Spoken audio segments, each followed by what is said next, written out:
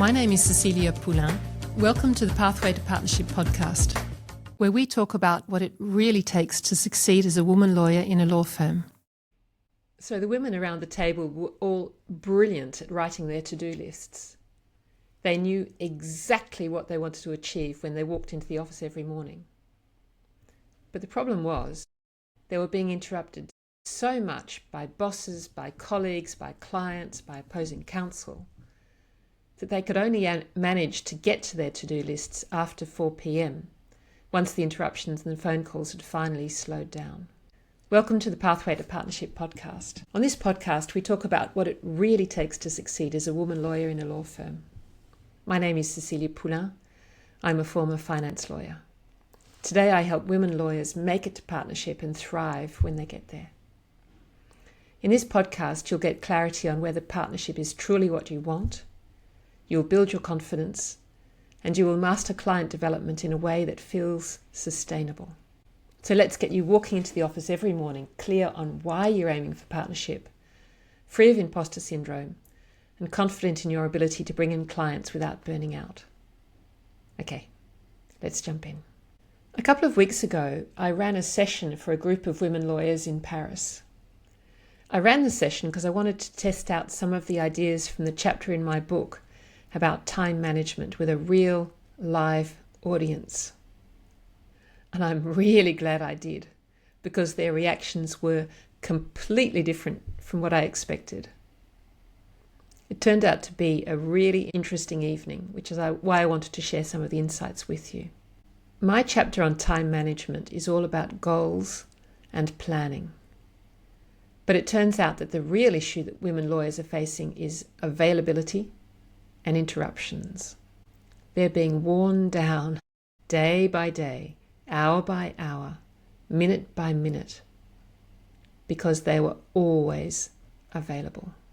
I started the evening talking about things I've covered in previous episodes, which is how I set my long-term goals, my medium-term goals, and my short-term goals. But the longer I talked, the more I could see the women around the table. I could see them getting more and more worried.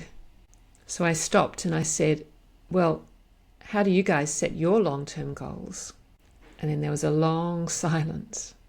And then finally somebody said, well, I don't actually have any long-term goals. I'm just really happy as I am. And she then told us that she's the mother of twins, and she is a partner in a partnership of 2 in a tax firm. She explained that she loves her work, that she's able to work hours that allow her to be there for her family. She's happy at home. And I was just absolutely thrilled for her. And it turned out that even though she didn't have long-term goals, that other people around the table did, but not in the way I had framed them. So one woman explained, for example, that setting long-term objectives just didn't work for her because her priorities were always changing. So what she does is she sets an objective, she achieves it, and then she sets the next objectives. Milena is not yet a lawyer, and she's passing the bar exams this year. And like Sabine, she set a clear objective, and then she works out exactly what she needs to be able to achieve it. So her objective this year is to pass the bar exams, and she's focused on doing everything necessary to make sure that she does. For example, when she realised that she needed more confidence for her oral exams, she decided to take theatre classes. So none of these women lacked ambition, but they each defined their long-term goals in very different ways. Then we moved on to how we actually organise ourselves day to day. Now, this might sound really boring, but actually, we ended up talking about struggles that many of us have, but don't ever have the opportunity to talk about. An issue that came up over and over again was interruptions. So the women around the table were all brilliant at writing their to-do lists. They knew exactly what they wanted to achieve when they walked into the office every morning. But the problem was they were being interrupted so much by bosses, by colleagues, by clients, by opposing counsel, that they could only manage to get to their to-do lists after 4 p.m, once the interruptions and the phone calls finally slowed down. And many of them said that the only time they could really concentrate was by working late. So that was the first real-life problem that came up. The second problem that came up was an issue with clients or bosses who sent an email, then 2 minutes later sent a WhatsApp saying, "Have you seen my email?" Then 2 minutes later sent an SMS saying, "Have you seen my email and my WhatsApp?" And as you can imagine, this really started to make them feel harassed and under pressure. And perhaps that was the point. So in order to avoid that feeling, they tended to respond immediately, even though it completely fragmented their attention. When I heard those stories, I was reminded of my father, and he used to tell us the story of when he was a young solicitor in Sydney. And everybody would gather around the conference room first thing in the morning. The senior lawyer would open the letters one by one and physically hand them to the relevant person. Imagine that. Imagine being interrupted once in the day and having the rest of the day to concentrate. The third real-life issue that the women around the table brought up, surprisingly, was telephones. And apparently telephones are a huge issue, not just because they ring all the time, but because they're addictive. So Sabine, for example, noticed that whenever she had to think deeply or do something uncomfortable, she would automatically reach for her phone. And Lucy compared it to smoking. She told us that once she went on holidays to Lapland, and before she left, she threw away her cigarettes and decided that she would never smoke again. And she never did. So when she realized that she was addicted to her phone, she decided to try the same technique. She went on holidays, she hardly used it, and when she came back, initially she was far more disciplined. But it turned out that for her, telephones were more difficult to manage than cigarettes. She has more control around her telephone, but she still finds it a struggle. Milena, the law student, is known as the antisocial one among her friends, because when she needs to work, she turns her phone off completely. She's actually really proud of that label. Because she studies digital law, she knows exactly how addictive those tools are. And she knows that if she's to get anything done, she has to give herself time to concentrate. So she puts her telephone away and turns it off. So telephones was the third real-life issue. And finally, Katerina talked about how when she got around to drafting her to-do list, it felt absolutely terrifying because she couldn't imagine how she could possibly get it all done. I realized that across these 4 different issues, a pattern was starting to emerge. And the pattern was that the reality of these amazing women who were around the table, their reality was being dictated by other people. So except for Milena, the law student, these women were available all day, every day, for their clients, for their colleagues, for their partners. And I started wondering what it would look like if they became okay with not being available all the time. I started wondering how it would be if a lawyer could say to a client, "It's actually really important for me and for my clients to be able to concentrate. So I only look at my emails and I only answer the phone between 2 and 4 p.m. every afternoon. If something is really urgent outside those times, send me an email marked urgent and someone will notify me of it." One of the lawyers had worked for a partner who did something similar.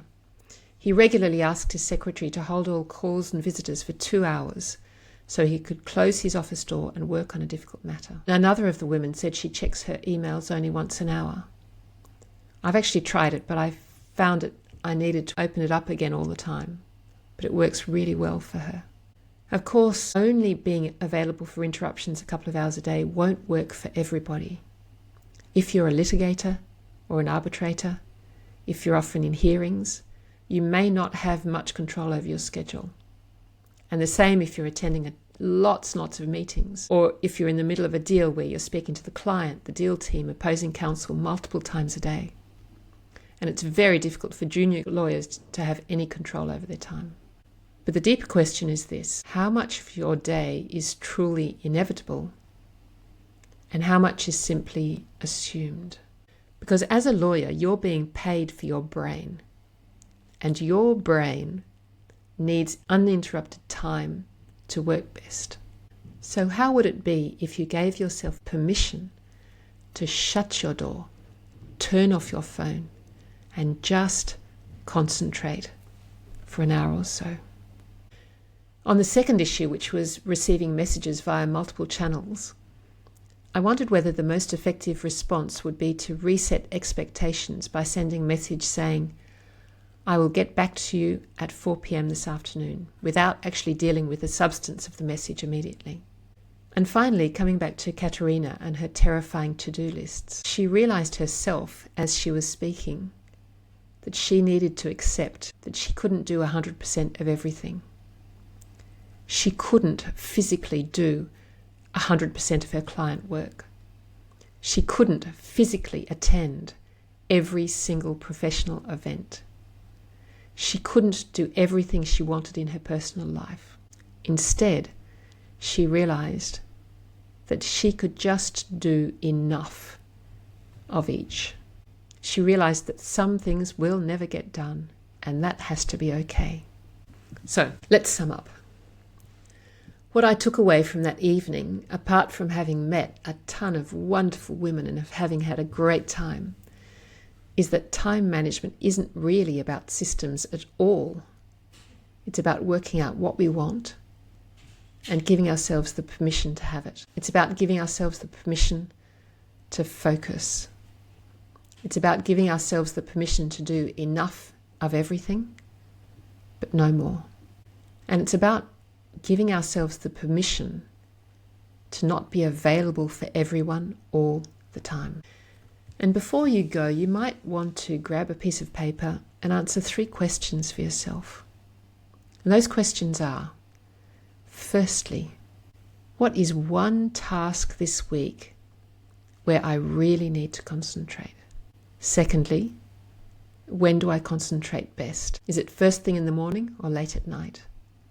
Is it early in the week or on Fridays as things are winding down?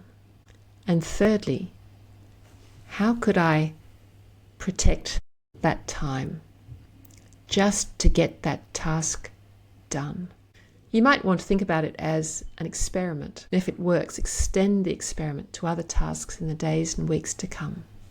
So, that's it for this episode, and that's the last of this mini-series of episodes on time management. Thank you so much for joining me on the Pathway to Partnership podcast. I really, really appreciate it. I hope that this and the last few episodes have given you some tools about how to better manage your time and your life. If you found this conversation useful, please subscribe, please share it with a colleague, please leave a review.